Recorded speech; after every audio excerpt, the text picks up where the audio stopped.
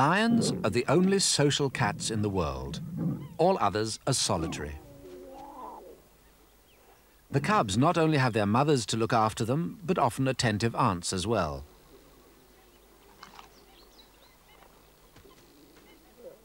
Within the pride, there are always companions to play with. A lion has a great deal to learn, including how to kill. First attempts often end in failure.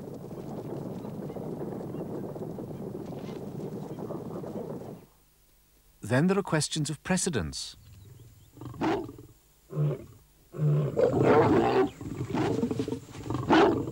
An adult male receives a lesson from a more powerful companion.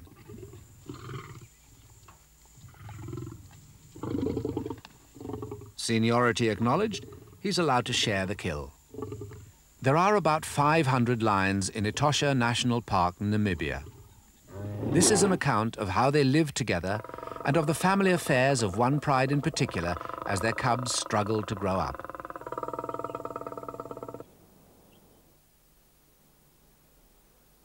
Until recently, Namibia was known as Southwest Africa. It's a huge country lying between Angola and the Republic of South Africa. Namibia's Etosha National Park is almost the size of Wales. It centres round a 75-mile-long, occasionally flooded lake bed called the Etosha Pan. The Ombika pride, named after one of Etosha's waterholes, is dominated by two immense males, each weighing 550 pounds. One is gold-maned, the other black. So long as they're present, no other males dare to muscle in on Ombika preserves.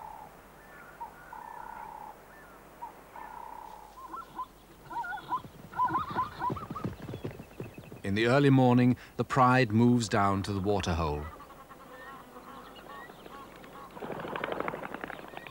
The zebra spot their sagging bellies and recognize that they've just fed, so they're not afraid. They know the lions just want an early morning drink after their feast. You could call Ombika this pride's own waterhole, but they're not necessarily in charge here.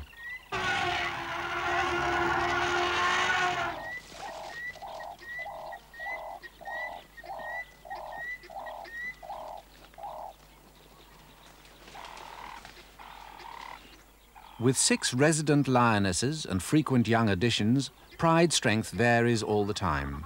At the moment, they number 19. The protection of 2 big males, plus a year-round supply of game in the area, makes the pride an extremely stable one. With so much prey available, hunting failures aren't so important.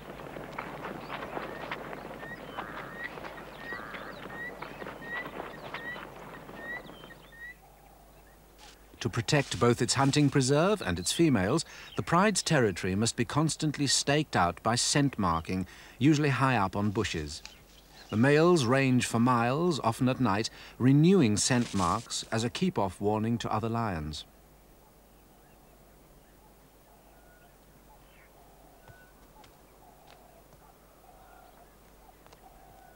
Scraping is a way of making sure the scent lasts for as long as possible. From time to time, scent marking is reinforced by roaring, which can be heard for miles.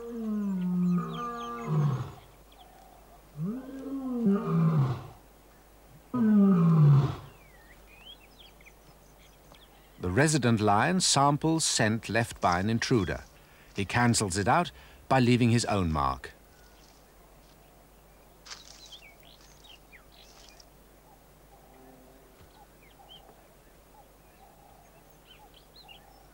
He's plainly uneasy, so maybe there are rival lions in the area.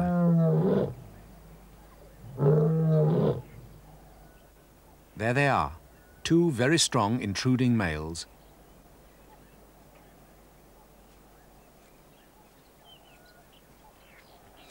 These 2 lions are 2 miles inside the resident pride's territory. Maybe they're about to make a takeover bid for the pride.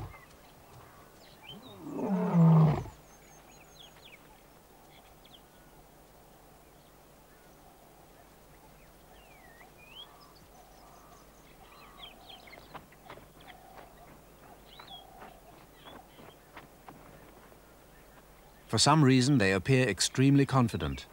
The resident male continues to trot away in front of them. But at last, the intruder's confidence evaporates. The rightful owner turns, reinforced by a companion. The advance becomes a retreat. It's typical of the way lions conduct their affairs. They're far too powerful to risk outright conflict. Territorial disputes are usually settled peaceably. The victors relax, knowing they're secure behind their invisibly marked frontiers for the moment.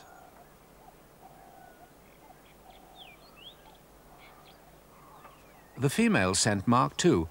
When a lioness is in season, this has a powerful message for the males.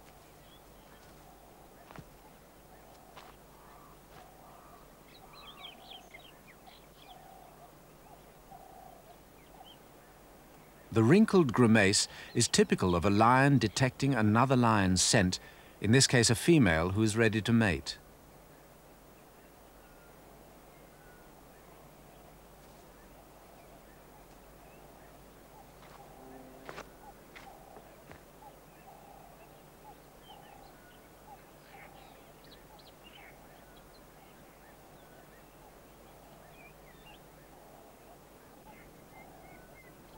The grimace is sometimes a prelude to an advance or a rebuff.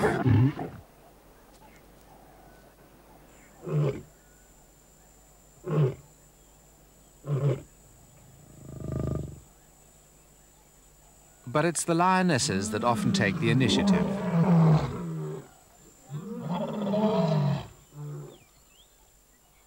The eternal triangle is a frequent occurrence. In this one, there are two males. Mating fights are one of the few times when rival males inflict quite severe wounds on each other.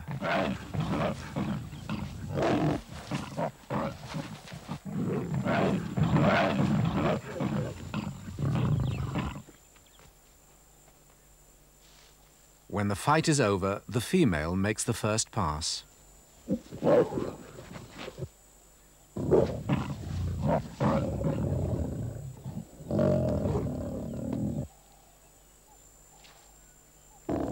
Back the victor goes to make sure his rival has got the message.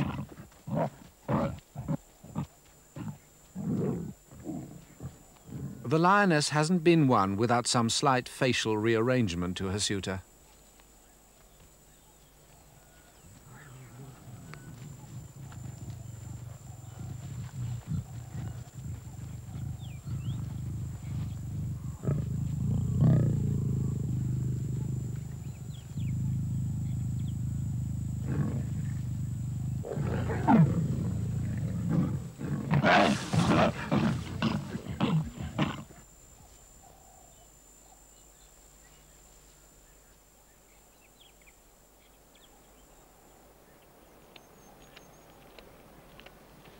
The cubs are born after a gestation period of between 105 and 112 days. There can be any number from 1 to 7 in a litter. Just like domestic kittens, they're born blind. They're weaned at around 6 or 7 months. These ones are about 6 weeks old.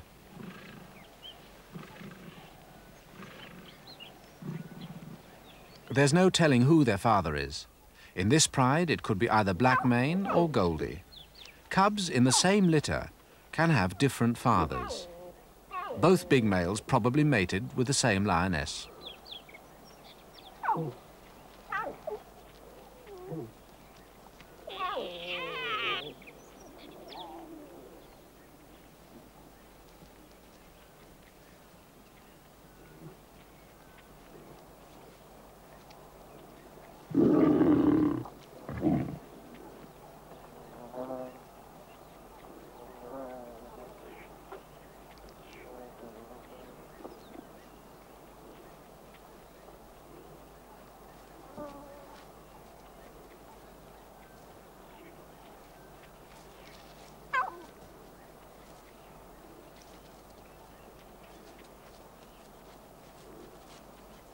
Being born into a stable pride like this one has tremendous advantages for the cubs. Big pride is an effective hunting group, so the cubs seldom go hungry and the nursing mothers have plenty of milk. With 6 resident lionesses, there's usually a good number of young companions for the cubs to play with. These 3 all belong to the same mother.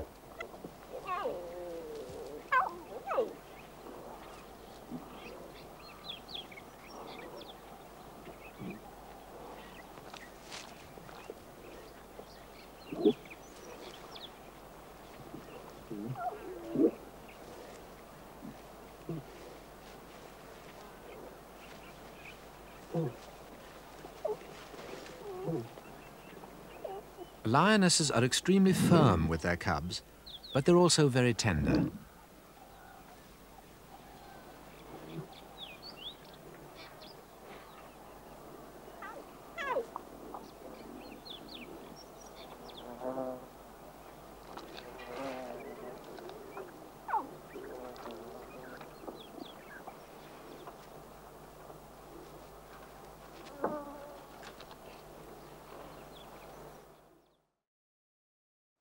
Another advantage of the pride system is that cubs of all ages belonging to different mothers play together.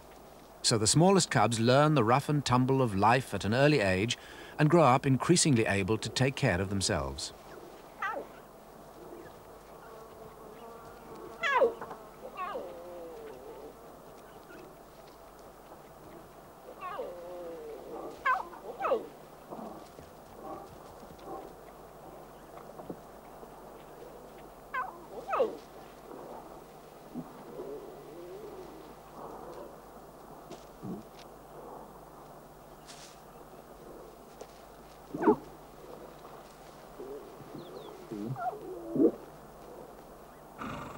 It's useful to have a lot of aunts around, too.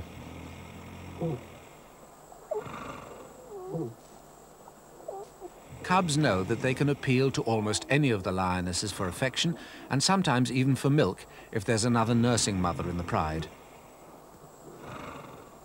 If they're not welcome, they're politely told to go away.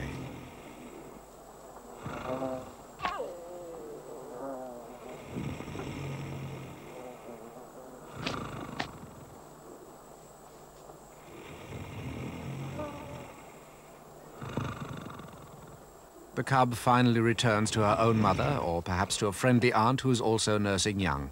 It's sometimes hard to tell.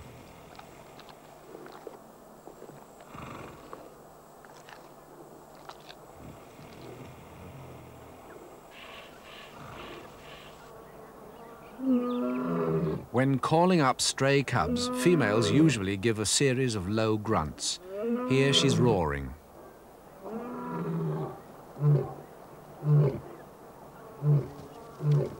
The effect is the same.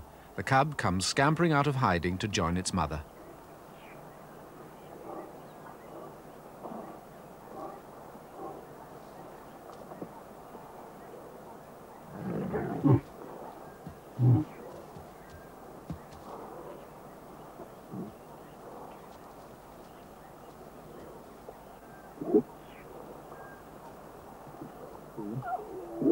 The advantage of having sisters or half-sisters willing to take care of each other's cubs really comes into its own when a mother is seriously injured as a result of hunting.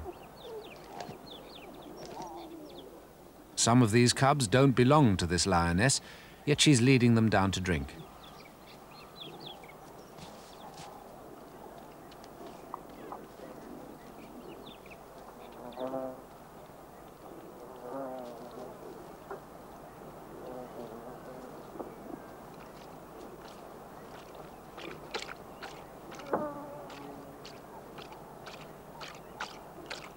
Their real mother lies at the bottom of this small waterhole, mortally injured. Her jaws are smashed, probably by the hooves of a zebra she was trying to bring down. She'll no longer be able to feed herself or her cubs. But the pride system gives them a very good chance of being fed and reared by another lioness. Despite the support given them by the pride, small cubs are quite vulnerable. Hyenas are a constant menace. All lions dislike hyenas, and none more than a temporarily isolated female with cubs. These hyenas are sizing the cubs up. The lioness knows it and moves closer. Even so, the hyenas might still have tried to steal a cub had they not spotted some vultures landing a little distance away. They realized there were easier pickings elsewhere.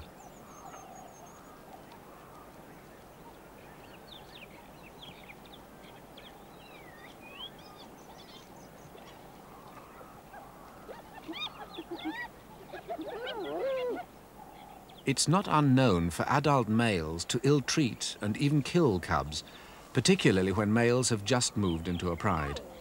But the situation inside the Ombika pride is secure, and Blackmane and Goldie are quite tolerant. First, Goldie's tail.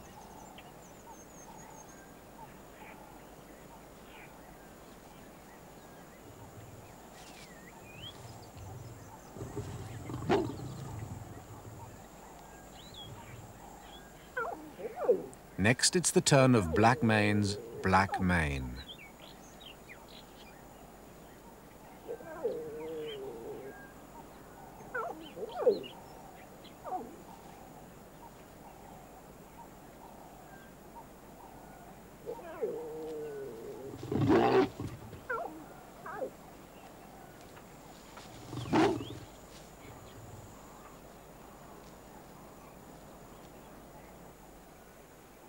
Perhaps the most difficult thing when making a film about lions is that they spend over 20 hours out of every 24 just resting and sleeping.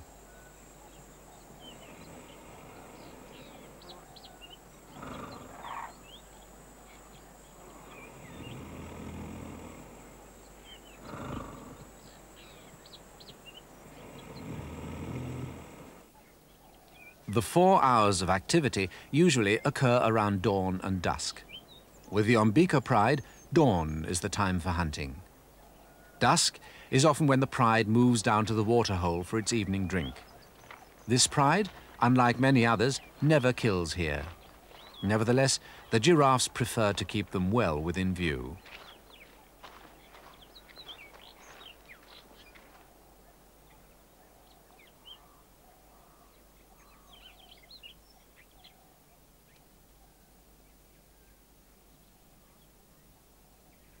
The giraffes have got young with them, and they're taking no chances.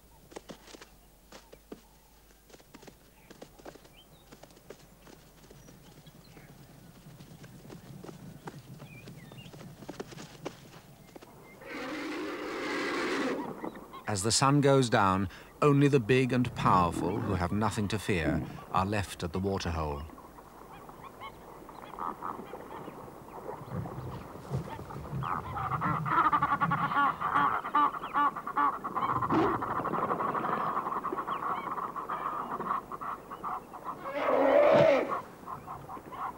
The king of beasts backs down when an elephant wants his drinking place.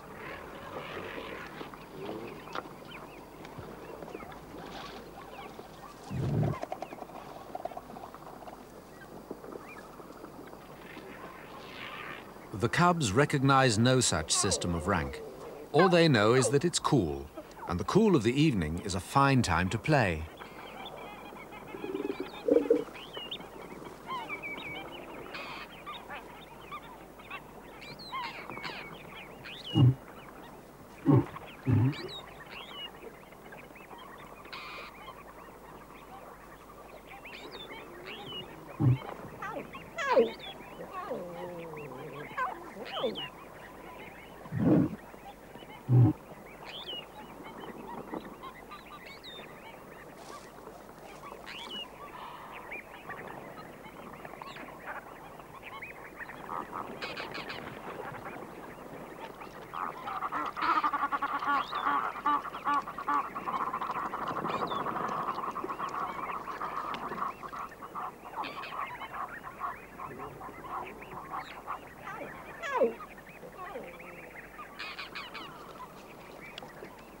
These zebra are taking a chance by drinking so late.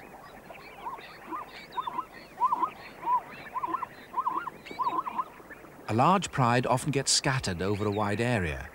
Dusk is the time for letting any missing members know that everyone else has gathered beside the waterhole.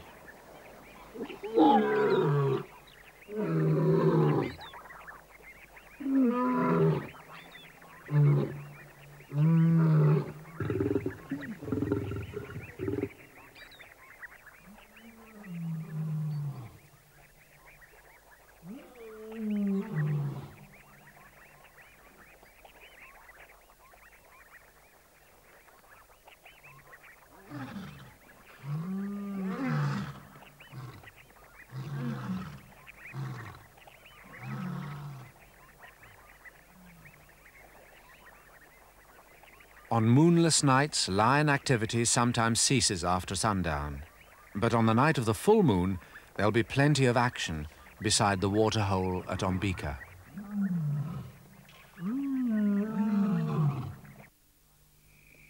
A full moon rises over the waterhole where the 19-strong Ombika pride of lions is spending the night.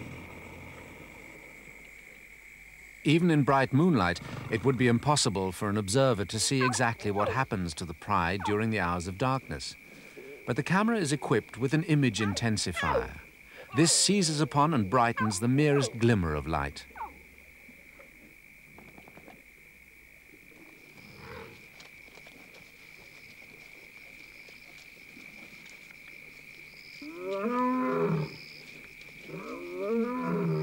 The arrival of some elephants makes a lioness uneasy for her cubs. She calls them to her.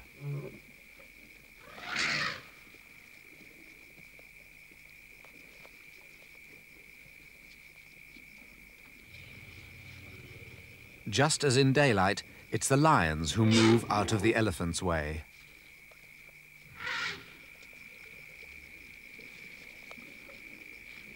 As so often, it's the young elephants who throw their weight about as if trying their strength.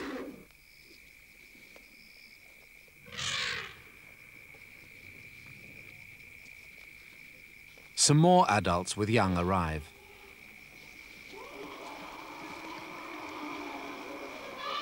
Etosha is one of the very few places left in Africa where black rhinos live. During the daytime, they're secretive and seldom seen. At night, they come to drink. They're not too keen on sharing the waterhole with lions either. Even a big male like Blackmane begins to feel uncomfortable.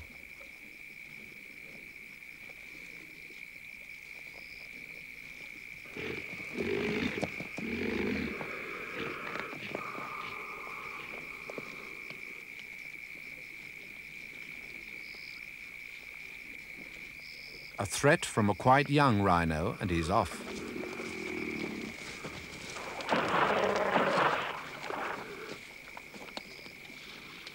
An uneasy truce follows, both sides keeping their distance.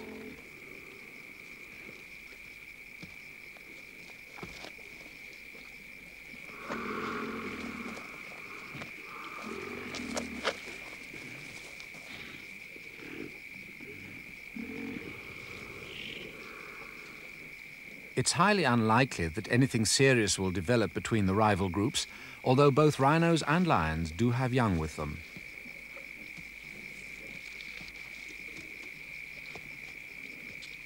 After a time, it's the lion cubs who turn the encounter into a game.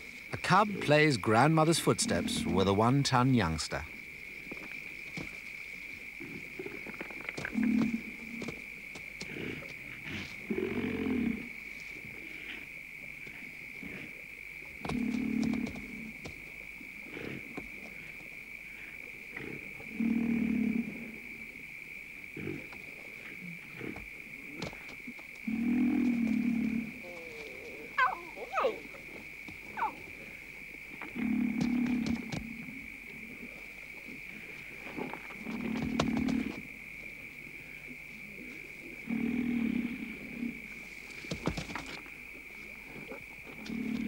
Now a rather larger rhino moves in to support the youngster, but the cubs aren't impressed.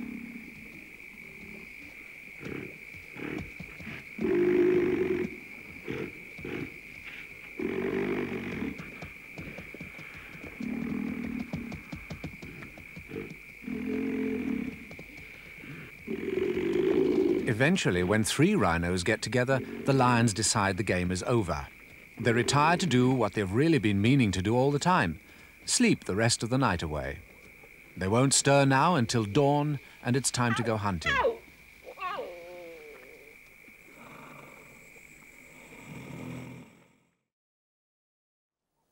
The Ombika pride is consistent in its hunting habits. It never kills at its own waterhole, and it prefers to go after its prey around dawn.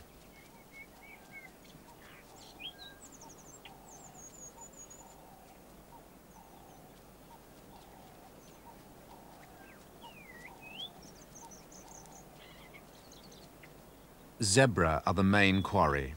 This morning, the two big males, Goldie and Blackmane, join the pride as it fans out in open order through the Mopane scrub.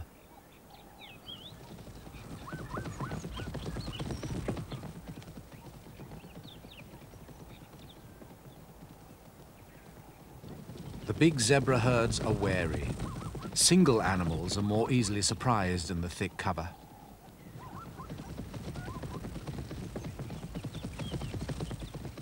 The pride is in no hurry. A steady walk is all that's required until the victim is singled out. The scattered formation will add to the quarry's confusion.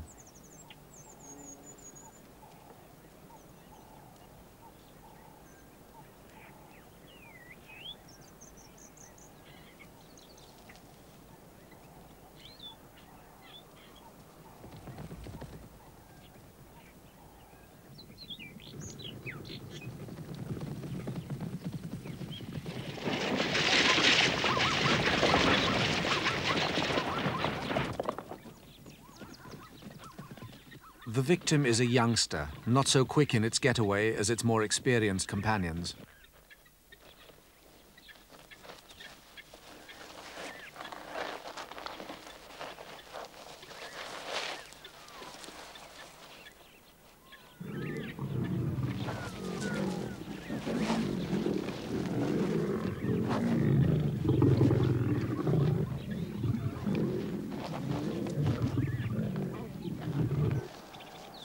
The very small cubs aren't able to keep up with the hunt. They'd be a handicap anyway, so their mother has left them hidden in the grass. Now she walks back 2 miles to collect them and lead them to the kill.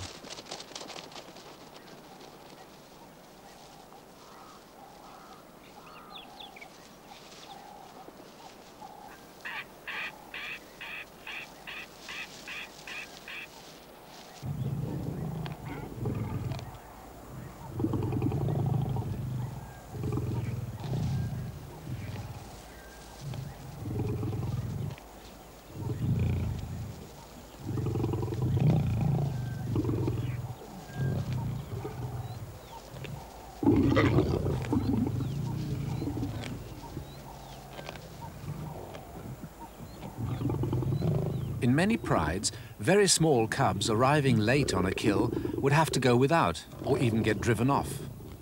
The Ombika pride's territory is usually so well stocked with game that there's seldom a food shortage. So the lioness is quite happy to leave her infants to fend for themselves. But this one will have to be quick. The kill is fast disappearing.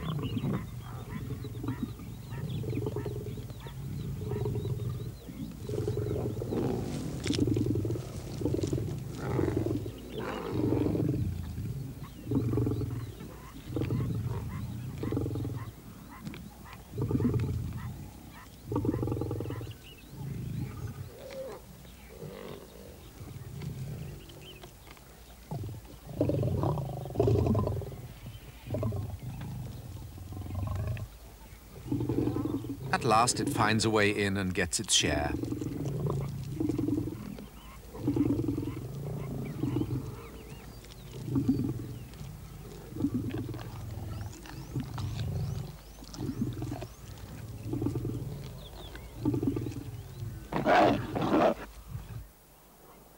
Small cubs have a lot to learn, and one important lesson is not to be a hindrance in a hunting situation.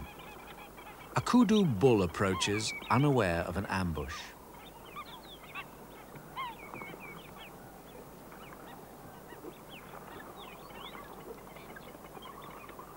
Not knowing that their mother is lining up their next meal, the cubs continue to play.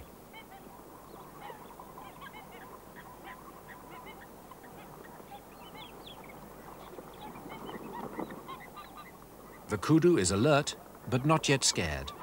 He wants to get to the water.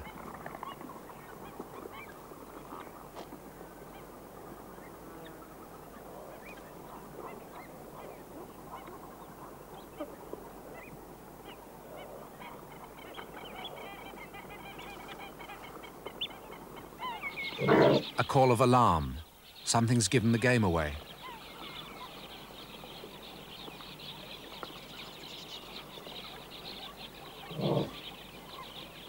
And here it is, A third cub comes strolling in at the crucial moment.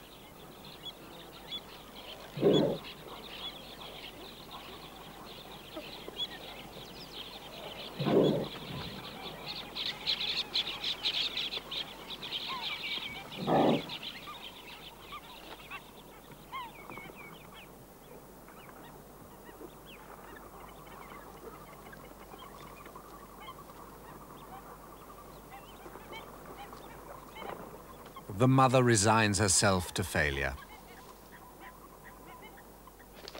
Though very young cubs are tolerated by all pride members, the mothers often get fed up and have to discipline their children.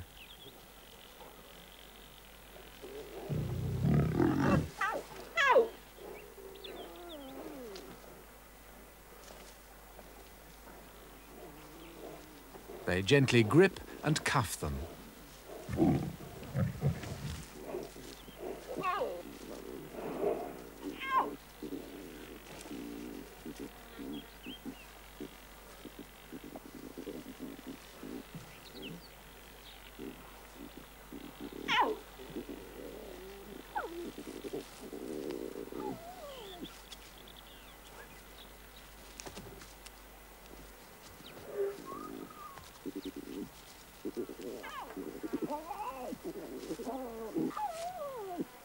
She wants to pick it up, but the cub won't cooperate.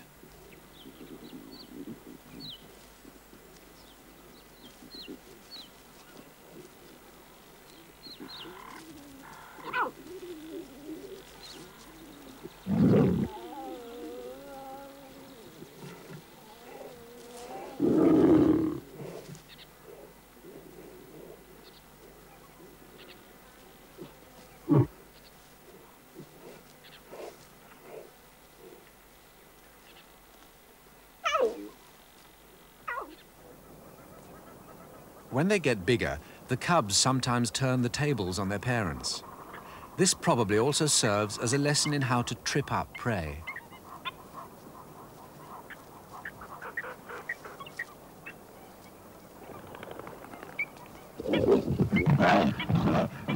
The large cub on the ground is about to receive an unusually severe reprimand.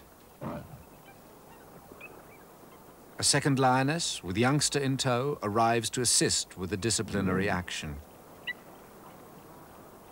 There's no way of knowing what the young lion has done to deserve such a telling off.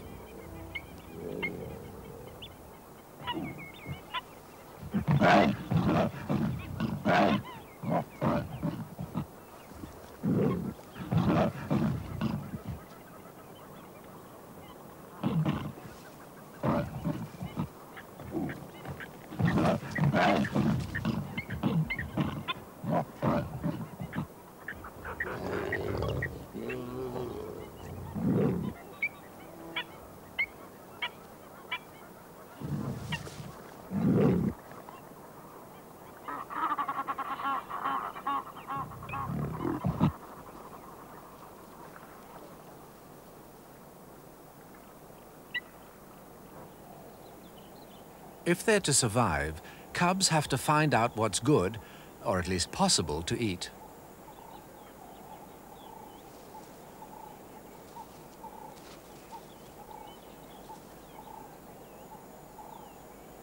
First, the mother inspects this exceptionally well-armored meal.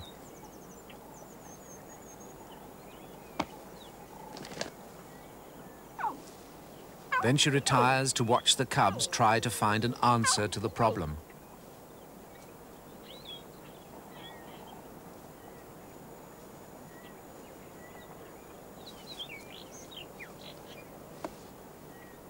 The cubs can undoubtedly smell meat inside the shell. They don't yet understand that claws and teeth aren't very good for extracting it. A pied crow has spotted the situation. They're great opportunists.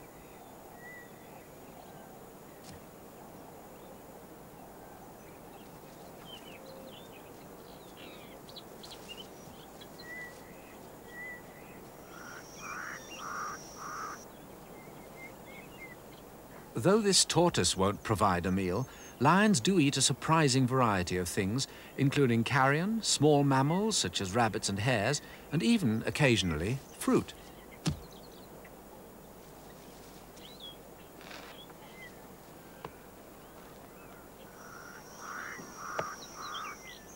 The lion cub gives up. But not the crow. Crows never give up, not so long as there's the slimmest chance of a meal.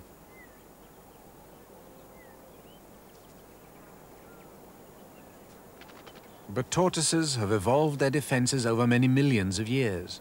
They know that all they have to do is to wait until lions or crows get fed up and go away. But there are some apparently impregnable animal defense systems which lions can penetrate.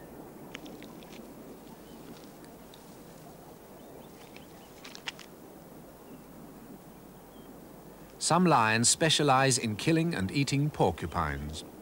In the neighboring Kalahari Desert, porcupines are high on the list of their prey. This particular Etosha lion also seems to be a porcupine expert.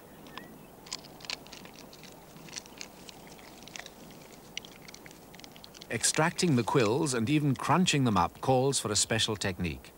The quills are as sharp as needles. Many a lion has been left with a bad septic wound as the result of getting a quill deeply embedded in its mouth or paw.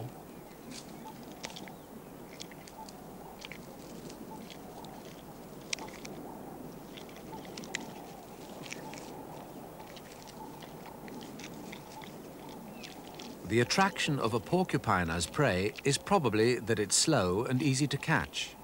An adult can weigh 40 pounds, so there's a worthwhile amount of meat on it for a single lion.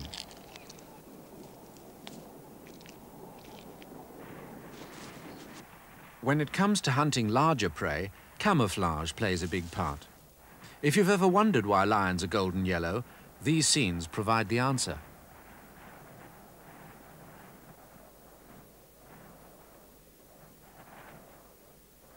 The color of a lion might be described as the color of Africa.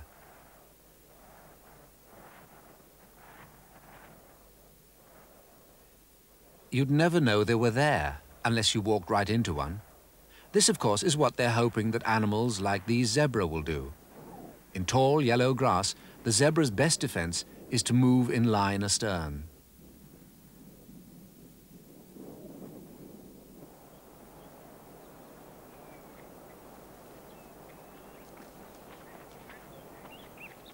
It's in more open country that hunting at pride strength really pays. Some of the pride waits in full view.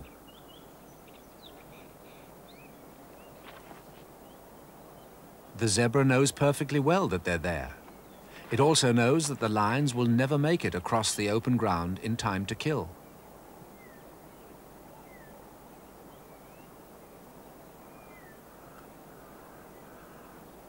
A prudent withdrawal seems the best policy. It's the other lions, the ones that the zebra can't see, which are the ones to worry about.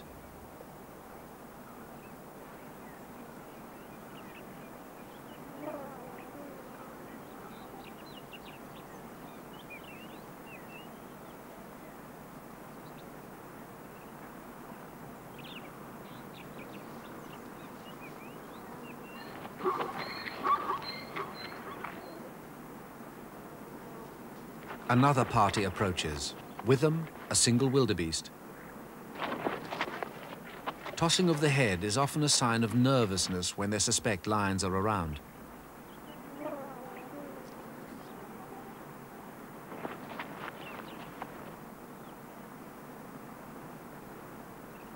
The trap is about to be sprung. This time the zebra are too wary.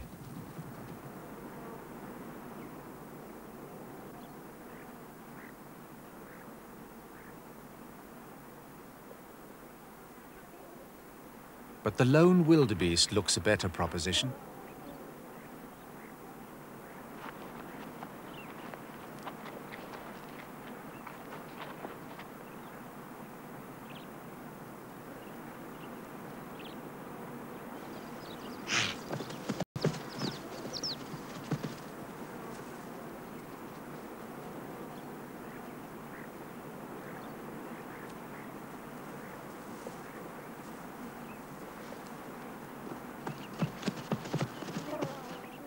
It's amazing how many failures lions have, even when hunting as a pride. The ambush is laid beside a waterhole at the edge of the Etosha Pan. A steady stream of animals can be expected as they come to drink.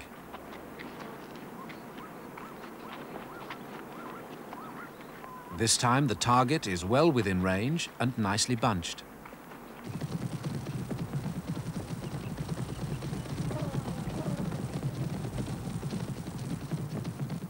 A lioness coming from the other direction made the kill in the cloud of dust.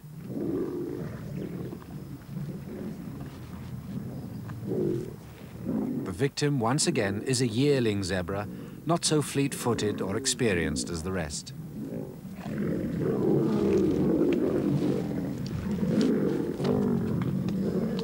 The whole pride of 10 lions converges to claim its share.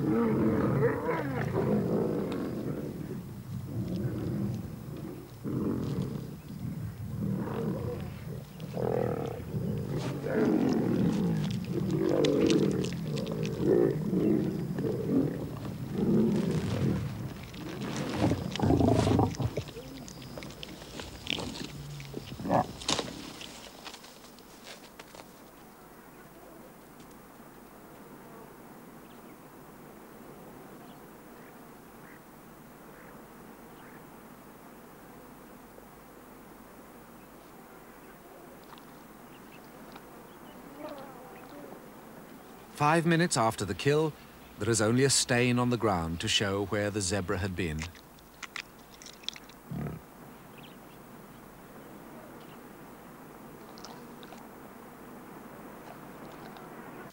After the feast, a drink.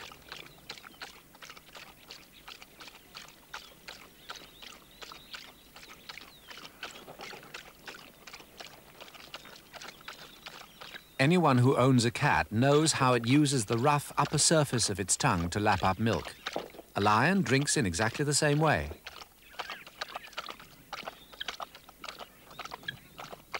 It often drinks about a gallon at a time and takes as much as 10 minutes to lap it all up. In slow motion, you can see the upper surface of the tongue at work.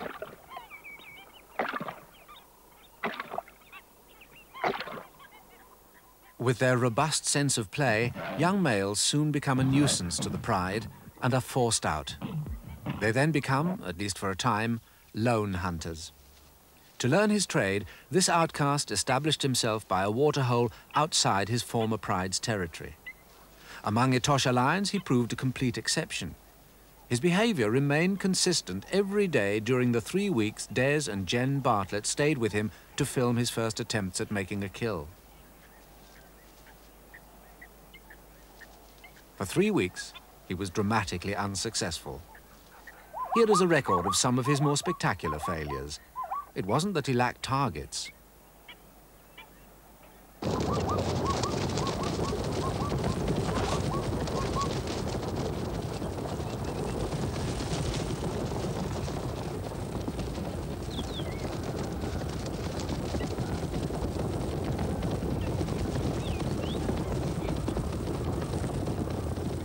He loses them in the dust.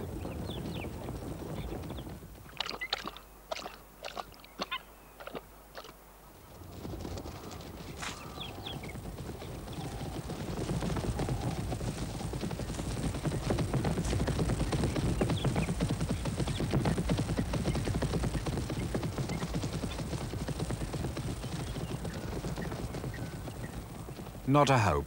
He left himself too much ground to cover.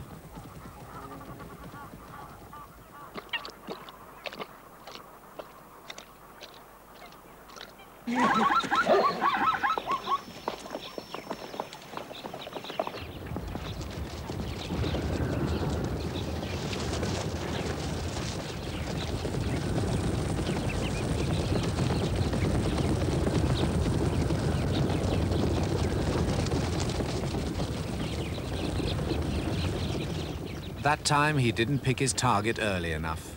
Charging in the midday sun is thirsty work, especially when you miss.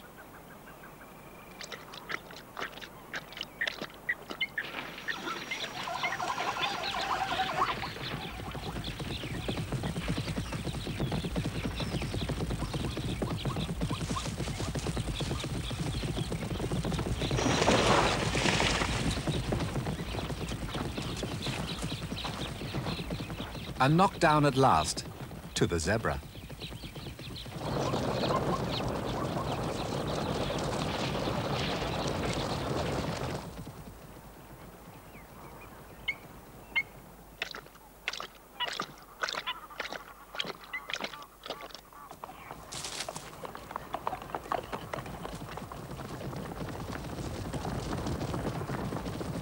Now he's learning.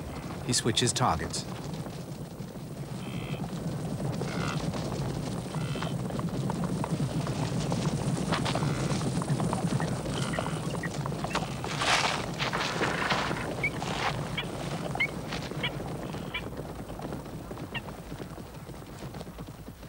It is hard to understand how this young lion survived for 3 weeks until he made his first kill. But he was almost certainly scavenging at night off carcasses. He was also hunting small mammals. His instinctive reaction is to drag his kill away where it will be safe from scavengers and even rival lions.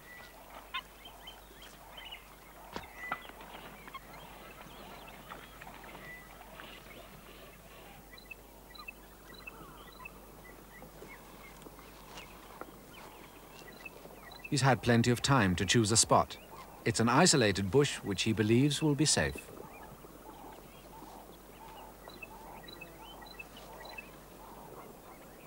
His caution is fully justified. These two lionesses have come for a drink and will soon smell the kill. Inside the bush, the successful hunter is unaware of any threat.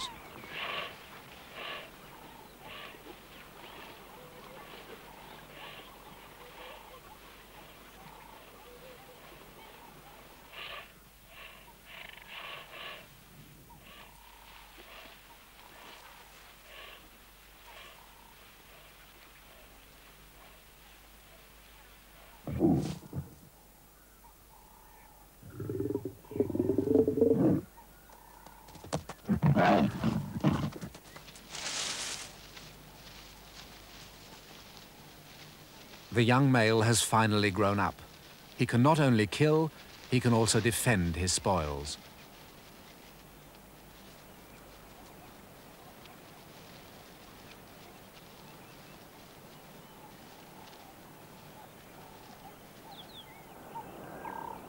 This is only a fraction of Etosha's lions.